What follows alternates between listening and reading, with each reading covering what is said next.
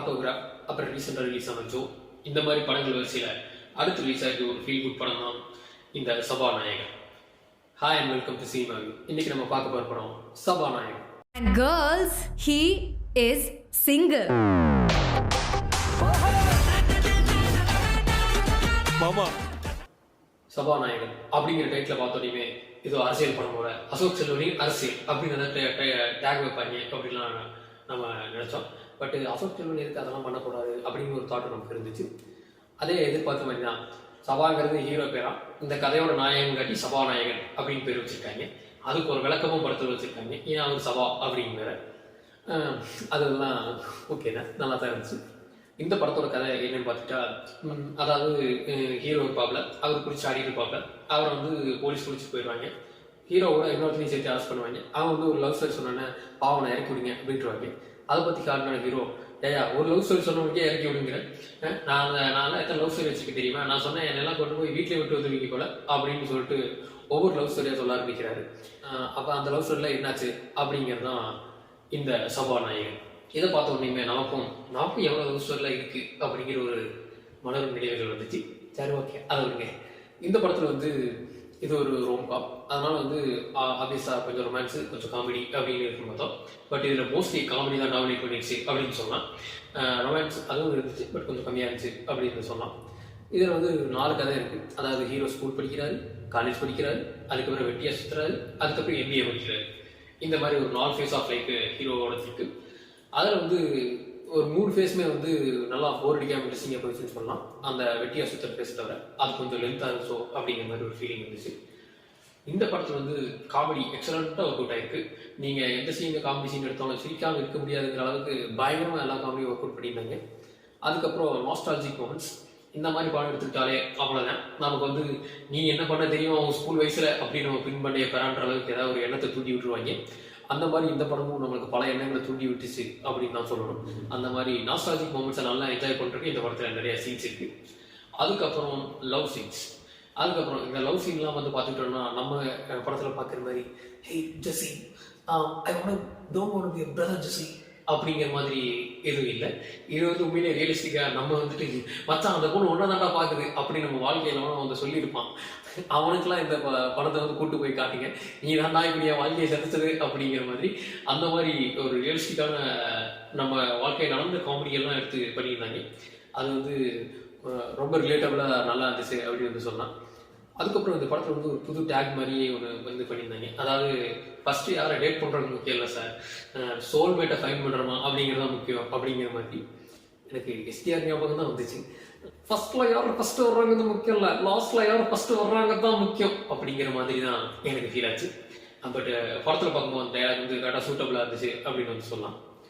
இந்த படத்தில் வந்து குறிப்பாக எல்லாமே வந்து ஓரளவுக்கு நல்லா இருந்துச்சுன்னு சொல்லலாம். மியூசிக்காக இருக்கட்டும், எடிட்டிங்காக இருக்கட்டும், பாட்டாக இருக்கட்டும், ஃபைட்டாக இருக்கட்டும், எல்லாமே வந்து நல்லா இருந்துச்சு அப்படின்னு சொல்லலாம். ஃபர்ஸ்ட் வந்து குரூப் ஆஃப் வந்து ஸ்கூல் ஃபேஸில் வந்து சைட் அடிக்க ஆரம்பிப்பாங்க. அப்போ வந்து இந்த ஒவ்வொருத்தருக்கு ஆல் ஃபிக்ஸ் பண்ணுவாங்க. அந்த சீன் வந்து நல்லா இருந்துச்சு. அதுக்கப்புறம் வந்து பழக்கமாக பார்த்தா என்ன சொல்கிறது, ஹீரோ தான் லவ் பண்ணுவாங்க, ஹீரோ ஃப்ரெண்ட்ஸ் எல்லாம் சேர்த்து வைப்பாங்க அப்படிங்கிற மாதிரி இருக்கும். இந்த படத்தில் ஒரு புது விதமாக ஹீரோத்தோடு எல்லாரும் லவ் பண்ணுறாங்க. அந்த சீன் வந்து அவங்க சொல்லுவாங்க, அதை லவ் ஓப்பன் பண்ணுவாங்க. அது வந்து சரியான பண்ணான மொமெண்ட்டாச்சு. அதுக்கப்புறம் ஒரு பாட்டு வரும்.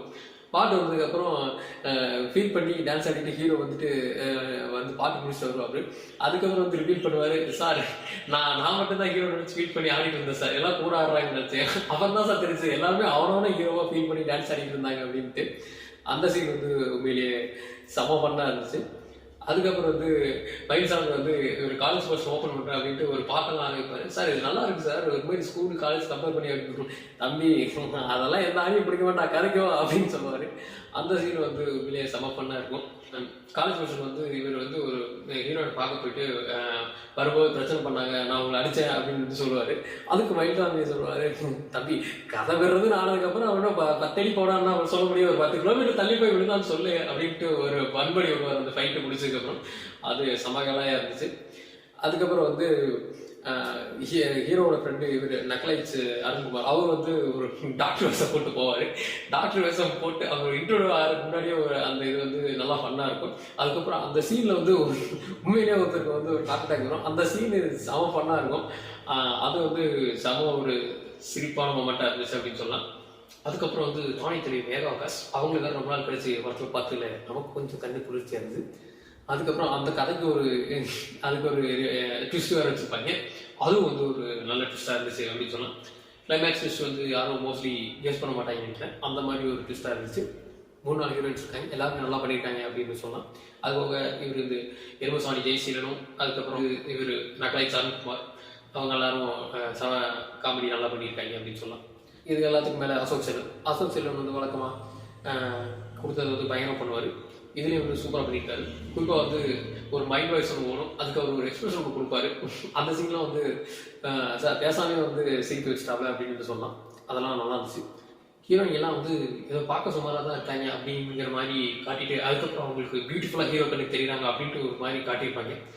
அதெல்லாம் வந்து சினிமாட்டோகிராஃபியில் எக்ஸலண்ட்டாக பண்ணிட்டாங்க அப்படிங்கிற மாதிரி தான் சொல்லணும். அதுவும் குறிப்பாக வந்து ஒரு ஹீரோயின் சாரி கட்டிட்டு வருவாங்க, அந்த சீனை வந்து இவங்க ரிவீல் பண்ணுவாங்க. அந்த சீனை பார்க்கும்போது செமையாக பண்ணிட்டாங்களே அப்படிங்கிற மாதிரி இருந்துச்சு. மொத்தத்தில் இந்த சபாநாயகன் உண்மையிலேயே நாயகன் தான். அதாவது இந்த கிறிஸ்மஸுக்கு ரிலீஸ் ஆன படங்கள்லேயே நீங்கள் பார்க்கலாம்னு ஆசைப்பட்டு தேட்டருக்கு போனால் இந்த படத்துக்கு நீங்கள் கண்டிப்பாக போய் தேட்டரில் போய் பார்க்கலாம். ஏன்னா இந்த படம் உண்மையிலே ரொம்ப நல்லா இருந்துச்சு அப்படின்னு நான் நினைக்கிறேன். கொஞ்சம் வந்து அந்த ஒரு ஸ்லோனஸ் கொஞ்சம் லென்த்தாக போயிருக்குமோ அப்படிங்கிற மாதிரி ஒரு செகண்ட் ஹாஃப் கொஞ்சம் போரிட்டு அதுக்கப்புறம் அதுவும் வந்து பிக்கப் பண்ணி போயிடுவாங்க. மொத்தம் இந்த படம் ஓரளவுக்கு நல்ல படமாகவே இருக்குது அப்படின்னு வந்து சொல்லலாம். இந்த படத்துக்கான ரேட்டிங் வந்து 7/10. இந்த வீடியோ பிடிச்சிருந்தா லைக் பண்ணுங்கள், ஷேர் பண்ணுங்கள், கமெண்ட் பண்ணுங்கள், சப்ஸ்கிரைப் பண்ணுங்கள். மறக்காமல் கீழே இருக்கிற பெல் பட்டனை தட்டி விட்டுருங்க. தேங்க்ஸ் ஃபார் வாட்சிங்.